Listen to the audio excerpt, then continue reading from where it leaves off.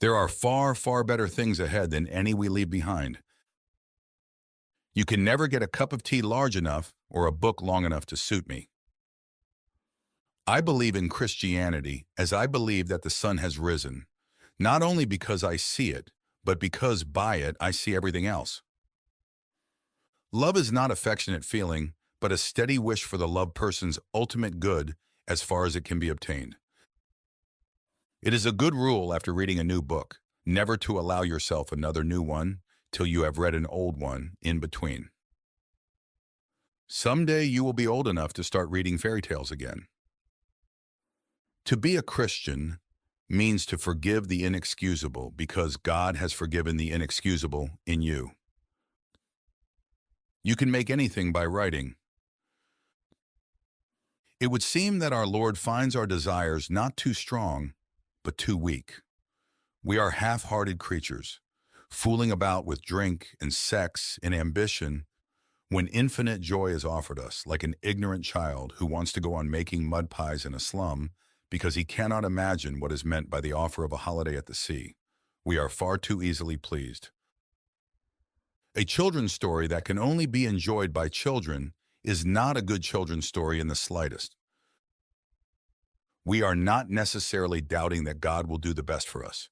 We are wondering how painful the best will turn out to be. I have learned now that while those who speak about one's miseries usually hurt, those who keep silence hurt more. Mental pain is less dramatic than physical pain, but it is more common and also more hard to bear. The frequent attempt to conceal mental pain increases the burden. It is easier to say, "My tooth is aching," than to say, "My heart is broken." God can't give us peace and happiness apart from himself because there is no such thing. The Christian does not think God will love us because we are good, but that God will make us good because he loves us. Critics who treat adult as a term of approval instead of as a merely descriptive term cannot be adult themselves. To be concerned about being grown up, to admire the grown-up because it is grown up, to blush at the suspicion of being childish. These things are the marks of childhood and adolescence. And in childhood and adolescence, they are, in moderation, healthy symptoms. Young things ought to want to grow. But to carry on into middle life or even into early manhood, this concern about being adult is a mark of really arrested development. When I was 10, I read fairy tales in secret and would have been ashamed if I had been found doing so. Now that I am 50, I read them openly. When I became a man, I put away childish things, including the fear of childishness and the desire to be very grown up. I can't imagine a man really enjoying a book and reading it only once. Love is something more stern and splendid than mere kindness. Education without values, as useful as it is, seems rather to make man a more clever devil. What you see and what you hear depends a great deal on where you are standing. It also depends on what sort of person you are. If you look for truth, you may find comfort in the end. If you look for comfort, you will not get either comfort or truth, only soft soap and wishful thinking to begin, and in the end, despair. Crying is all right in its way while it lasts, but you have to stop sooner or later, and then you still have to decide what to do. We meet no ordinary people in our lives. My argument against God was that the universe seemed so cruel and unjust. But how had I got this idea of just and unjust? A man does not call a line crooked unless he has some idea of a straight line. What was I comparing this universe with when I called it unjust? If we find ourselves with a desire that nothing in this world can satisfy, the most probable explanation is that we were made for another world. Eating and reading are two pleasures that combine admirably. Things never happen the same way twice. The great thing to remember is that though our feelings come and go, God's love for us does not. I think that if God forgives us, we must forgive ourselves. Otherwise, it is almost like setting up ourselves as a higher tribunal than Him. Imagine yourself as a living house. God comes in to rebuild that house. At first, perhaps, you can understand what He is doing. He is getting the drains right and stopping the leaks in the roof and so on. You knew that those jobs needed doing, and so you are not surprised. But presently he starts knocking the house about in a way that hurts abominably and does not seem to make any sense. What on earth is he up to? The explanation is that he is building quite a different house from the one you thought of, throwing out a new wing here, putting on an extra floor there, running up towers, making courtyards. You thought you were being made into a decent little cottage, but he is building a palace. He intends to come and live in it himself. Atheism turns out to be too simple. If the whole universe has no meaning, we should never have found out that it has no meaning. Even in literature and art, no man who bothers about originality will ever be original. Whereas if you simply try to tell the truth, without caring tuppence how often it has been told before, you will 9 times out of 10 become original without ever having noticed it. Courage, dear heart. Pain insists upon being attended to. God whispers to us in our pleasures, speaks in our consciences, but shouts in our pains. It is his megaphone to rouse a deaf world. Don't use words too big for the subject. Don't say infinitely when you mean very. Otherwise, you'll have no word left when you want to talk about something really infinite. Miracles are a retelling in small letters of the very same story which is written across the whole world in letters too large for some of us to see. The future is something which everyone reaches at the rate of 60 minutes an hour, whatever he does, whoever he is. You never know how much you really believe anything until its truth or falsehood becomes a matter of life and death to you. A man can no more diminish God's glory by refusing to worship him than a lunatic can put out the sun by scribbling the word darkness on the walls of his cell. He died not for men, but for each man.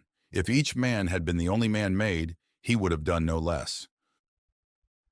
No book is really worth reading at the age of 10, which is not equally, and often far more, worth reading at the age of 50 and beyond. The task of the modern educator is not to cut down jungles, but to irrigate deserts.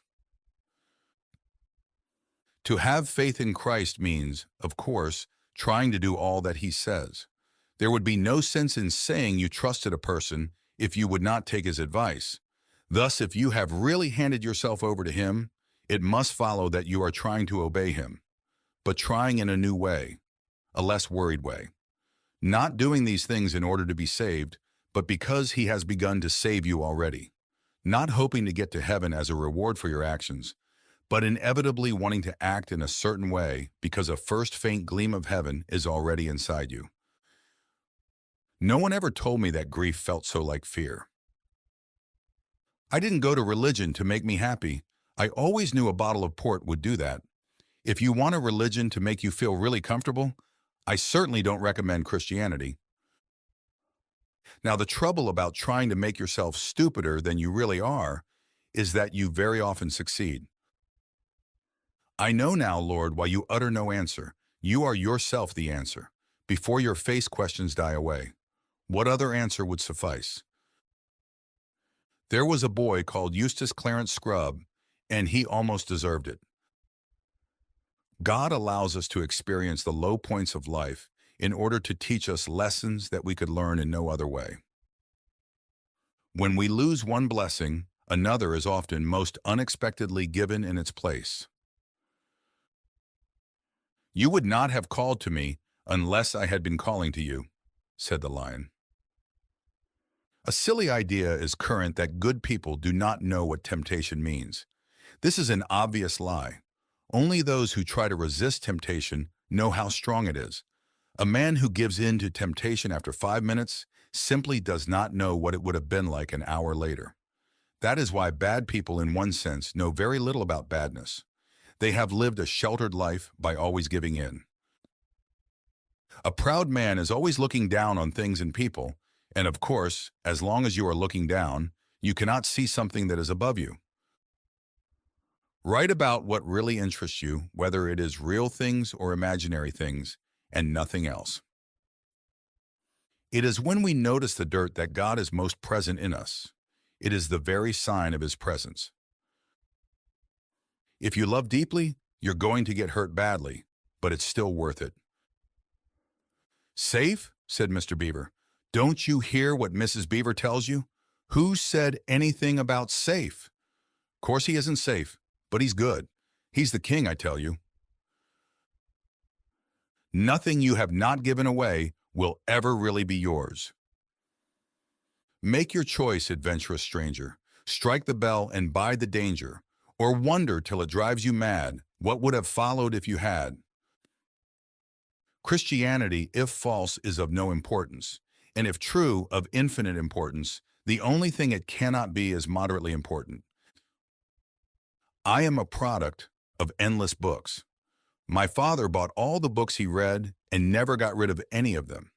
There were books in the study, books in the drawing room, books in the cloakroom, books too deep in the great bookcase on the landing, books in a bedroom, books piled as high as my shoulder in the cistern attic, books of all kinds reflecting every transient stage of my parents' interest, books readable and unreadable, books suitable for a child, and books most emphatically not. Nothing was forbidden me. In the seemingly endless rainy afternoons, I took volume after volume from the shelves. I had always the same certainty of finding a book that was new to me as a man who walks into a field has of finding a new blade of grass. No, calm. We may ignore, but we can nowhere evade the presence of God. The world is crowded with him. He walks everywhere incognito.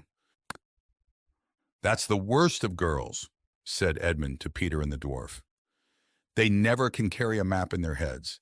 That's because our heads have something inside them, said Lucy. It is a very funny thing that the sleepier you are, the longer you take about getting to bed. The sweetest thing in all my life has been the longing to reach the mountain, to find the place where all the beauty came from, my country, the place where I ought to have been born. Do you think it all meant nothing, all the longing for home? For indeed it now feels not like going, but like going back. Relying on God has to begin all over again every day as if nothing had yet been done. I am trying here to prevent anyone saying the really foolish thing that people often say about him. I'm ready to accept Jesus as a great moral teacher, but I don't accept his claim to be God. That is the one thing we must not say. A man who was merely a man and said the sort of things Jesus said would not be a great moral teacher. He would either be a lunatic, on the level with the man who says he is a poached egg, or else he would be the devil of hell. You must make your choice. Either this man was and is the Son of God, or else a madman or something worse. You can shut him up for a fool, you can spit at him and kill him as a demon, or you can fall at his feet and call him Lord and God. But let us not come with any patronizing nonsense about his being a great human teacher. He has not left that open to us. He did not intend to. Adventures are never fun while you're having them. There is but one good, that is God. Everything else is good when it looks to him and bad when it turns from him. Since it is so likely that children will meet cruel enemies, let them at least have heard of brave knights and heroic courage. Otherwise, you are making their destiny not brighter, but darker. Look for yourself, and you will find in the long run only hatred, loneliness, despair, rage, ruin, and decay. But look for Christ, and you will find him, and with him everything else thrown in. Courage is not simply one of the virtues, but the form of every virtue at the testing point, which means at the point of highest reality. The more we let God take us over, the more truly ourselves we become, because he made us. He invented us. He invented all the different people that you and I were intended to be. It is when I turn to Christ, when I give up myself to his personality, that I first begin to have a real personality of my own. You come of the Lord Adam and the Lady Eve, said Aslan, and that is both honor enough to erect the head of the poorest beggar and shame enough to bow the shoulders of the greatest emperor on earth. Be content. Do not dare not to dare. We were promised sufferings. They were part of the program. We were even told, "Blessed are they that mourn," and I accepted. I've got nothing that I hadn't bargained for. Of course, it is different when the thing happens to oneself, not to others. And in reality, not imagination. Give up yourself and you will find your real self. Lose your life and you will save it. Submit to death, death of your ambitions and favorite wishes every day, and death of your whole body in the end. Submit with every fiber of your being, and you will find eternal life. You may have noticed that the books you really love are bound together by a secret thread. You know very well what is the common quality that makes you love them, though you cannot put it into words. But courage, child, we are all between the paws of the true Aslan. Do not let us mistake necessary evils for good. If we let ourselves, we shall always be waiting for some distraction or other to end before we can really get down to our work. The only people who achieve much are those who want knowledge so badly that they seek it while the conditions are still unfavorable. Favorable conditions never come. Remember, he is the artist and you are only the picture. You can't see it. So quietly submit to be painted, i.e., keep fulfilling all the obvious duties of your station. You really know quite well enough what they are. Asking forgiveness for each failure and then leaving it alone. You are in the right way. Walk. Don't keep on looking at it. You can't know, you can only believe, or not. Literature adds to reality. It does not simply describe it. It enriches the necessary competencies that daily life requires and provides. And in this respect, it irrigates the deserts that our lives have already become. Progress means getting nearer to the place you want to be. And if you have taken a wrong turn, then to go forward does not get you any nearer. If you are on the wrong road, progress means doing an about turn and walking back to the right road. And in that case, the man who turns back soonest is the most progressive man. When you argue against him, you are arguing against the very power that makes you able to argue at all. It is like cutting off the branch you are sitting on. I was with book as a woman is with child. Spiteful words can hurt your feelings, but silence breaks your heart. Reality, in fact, is usually something you could not have guessed. That is one of the reasons I believe Christianity. It is a religion you could not have guessed. If it offered us just the kind of universe we had always expected, I should feel we were making it up. But in fact, it is not the sort of thing anyone would have made up. It has just that queer twist about it that real things have. So let us leave behind all these boys' philosophies, these oversimple answers. The problem is not simple, and the answer is not going to be simple either. Pride gets no pleasure out of having something, only out of having more of it than the next man. It is the comparison that makes you proud, the pleasure of being above the rest. Once the element of competition is gone, pride is gone. A young man who wishes to remain a sound atheist cannot be too careful of his reading. The mold in which a key is made would be a strange thing if you had never seen a key, and the key itself a strange thing if you had never seen a lock. Your soul has a curious shape because it is a hollow made to fit a particular swelling in the infinite contours of the divine substance, or a key to unlock one of the doors in the house with many mansions. Your place in heaven will seem to be made for you and you alone, because you were made for it. Made for it stitch by stitch as a glove is made for a hand. Gratitude looks to the past and love to the present. Fear, avarice, lust, and ambition look ahead. The death of a beloved is an amputation. It was when I was happiest that I longed most. The sweetest thing in all my life has been the longing to find the place where all the beauty came from. Experience, that most brutal of teachers. But you learn, my God, do you learn? I never exactly made a book. It's rather like taking dictation. I was given things to say. God will not be used as a convenience. Men or nations who think they can revive the faith in order to make a good society might just as well think they can use the stairs of heaven as a shortcut to the nearest chemist's shop. And as he spoke, he no longer looked to them like a lion. But the things that began to happen after that were so great and beautiful that I cannot write them. And for us, this is the end of all the stories, and we can most truly say that they all lived happily ever after. But for them, it was only the beginning of the real story. All their life in this world and all their adventures in Narnia had only been the cover and the title page.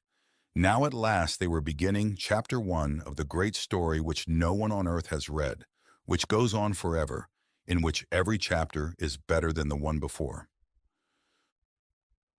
Everyone thinks forgiveness is a lovely idea until he has something to forgive. Wrong will be right when Aslan comes in sight. At the sound of his roar, sorrows will be no more. When he bares his teeth, winter meets its death. And when he shakes his mane, we shall have spring again. Child, to say the very thing you really mean, the whole of it, nothing more or less or other than what you really mean. That's the whole art and joy of words. Faith, in the sense in which I am here using the word, is the art of holding on to things your reason has once accepted, in spite of your changing moods. Peter did not feel very brave. Indeed, he felt he was going to be sick, but that made no difference to what he had to do. I remember Christian teachers telling me long ago that I must hate a bad man's actions, but not hate the bad man. Or as they would say, hate the sin, but not the sinner. I used to think this a silly, straw-splitting distinction. How could you hate what a man did and not hate the man? But years later it occurred to me that there was one man to whom I had been doing this all my life. Namely myself. However much I might dislike my own cowardice or conceit or greed, I went on loving myself. There had never been the slightest difficulty about it. In fact, the very reason why I hated the things was that I loved the man. Just because I loved myself, I was sorry to find that I was the sort of man who did those things. Child, said the lion, I am telling you your story, not hers. No one is told any story but their own. It may be hard for an egg to turn into a bird. It would be a jolly sight harder for a bird to learn to fly while remaining an egg. We are like eggs at present, and you cannot go on indefinitely being just an ordinary, decent egg. We must be hatched or go bad. Do not waste time bothering whether you love your neighbor. Act as if you did. As soon as we do this, we find one of the great secrets. When you are behaving as if you love someone, you will presently come to love him. There is a kind of happiness and wonder that makes you serious. It is too good to waste on jokes. Are not all lifelong friendships born at the moment when at last you meet another human being who has some inkling, but faint and uncertain even in the best, of that something which you were born desiring, and which beneath the flux of other desires and in all the momentary silences between the louder passions, night and day, year by year, from childhood to old age, you are looking for, watching for, listening for. We live, in fact, in a world starved for solitude, silence, and private, and therefore starved for meditation and true friendship. What draws people to be friends is that they see the same truth. They share it. Alone among unsympathetic companions, I hold certain views and standards timidly, half ashamed to avow them, and half doubtful if they can after all be right. Put me back among my friends, and in half an hour, in 10 minutes, these same views and standards become once more indisputable. The opinion of this little circle, while I am in it, outweighs that of 1,000 outsiders. As friendship strengthens, it will do this even when my friends are far away. For we all wish to be judged by our peers, by the men after our own heart. Only they really know our mind, and only they judge it by standards we fully acknowledge. Theirs is the praise we really covet and the blame we really dread. The very condition of having friends is that we should want something else besides friends, where the truthful answer to the question, do you see the same truth, would be, I see nothing and I don't care about the truth. I only want a friend. No friendship can arise, though affection of course may. There would be nothing for the friendship to be about, and friendship must be about something. even if it were only an enthusiasm for dominoes or white mice. Those who have nothing can share nothing. Those who are going nowhere can have no fellow travelers. In a perfect friendship, this appreciative love is, I think, often so great and so firmly based that each member of the circle feels, in his secret heart, humbled before the rest. Sometimes he wonders what he is doing there among his betters. He is lucky beyond desert to be in such company, especially when the whole group is together, each bringing out all that is best, wisest, or funniest in all the others. Affection is responsible for 9/10 of whatever solid and durable happiness there is in our natural lives. Eros will have naked bodies, friendship naked personalities. People who bore one another should meet seldom. People who interest one another often. It is when two such persons discover one another, when, whether with immense difficulties and semi-articulate fumblings, or with what would seem to us amazing and elliptical speed, they share their vision. It is then that friendship is born, and instantly they stand together in an immense solitude. In each of my friends there is something that only some other friend can fully bring out. By myself, I am not large enough to call the whole man into activity. I want other lights than my own to show all his facets. Hence, true friendship is the least jealous of loves. Two friends delight to be joined by a third, and three by a fourth. If only the newcomer is qualified to become a real friend. They can then say, as the blessed souls say in Dante, "Here comes one who will augment our loves. For in this love, to divide is not to take away." Those who cannot conceive friendship as a substantive love, but only as a disguise or elaboration of eros, betray the fact that they have never had a friend. The rest of us know that though we can have erotic love and friendship for the same person, yet in some ways nothing is less like a friendship than a love affair. Lovers are always talking to one another about their love. Friends hardly ever about their friendship. Lovers are normally face-to-face, absorbed in each other. Friends side by side, absorbed in some common interest. In friendship, we think we have chosen our peers.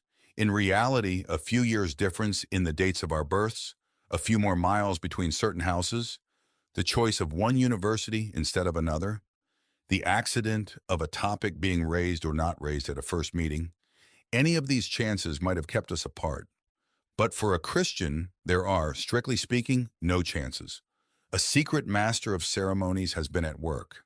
Christ, who said to the disciples, "Ye have not chosen me, but I have chosen you," can truly say to every group of Christian friends, "Ye have not chosen one another, but I have chosen you for one another."